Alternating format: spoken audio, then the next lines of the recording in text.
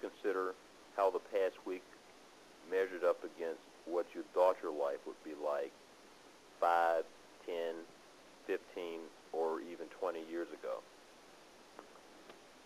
But unfortunately, I think most people are seriously reflective on momentous or solemn occasions only.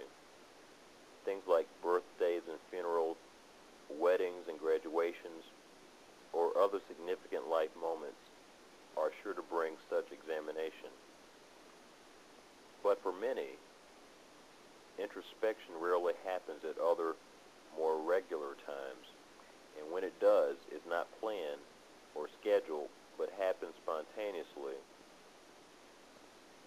We live in a materialistic, celebrity-obsessed, me-first society that has people sacrificing their happiness in the pursuit of instant gratification and momentary pleasure. I think we're so busy that we are not paying attention to our innermost desires.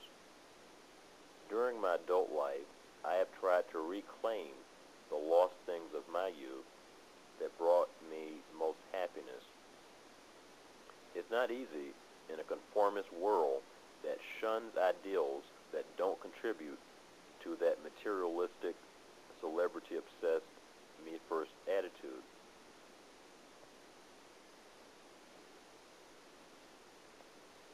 So now that I have explained a little about what I believe, I will now explain why I think all of it, that is, everything that is interconnected. I will also talk about that catastrophic event in my personal life mentioned on the website and previously here. I don't suppose there's any place to begin other than the beginning. Not the beginning of my life, but the beginning of my experience with the paranormal. It's kind of funny when I think about it. When I was a kid, I never thought much about the supernatural. Aside from a growing belief and interest in astrology, I basically had little faith in things that weren't tangible. I had little faith in people who appeared on television or radio to claim that they had some sort of connection to the other realm. People claiming that they could talk to ordinary or historic dead people, or even worse, people claiming psychic powers that allowed them specific insights into the future.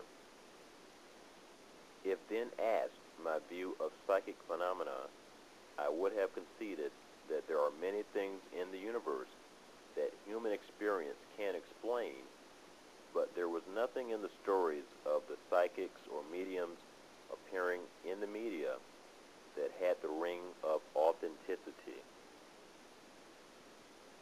While I did find the paranormal interesting, my interest was only a passing interest. I was far more interested in the technical and mechanical sides of life. I wanted to know what made machines and gadgets work. I was curious to know what my favorite gadgets looked like on the inside. Consequently, I would occasionally take them apart, sometimes reassembling them correctly, sometimes not. But the point is, I've always been more of a left-brained individual. I was certainly never closed to the possibility that humans can have live links to the other realm, but certainly needed more in the way of proof before I could be certain. Fast forward to my experiences as a young adult. I had just graduated high school and was heading off to college.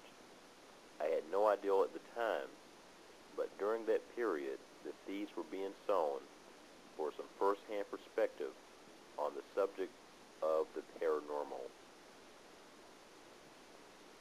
The year was 1989. I was a 17-year-old.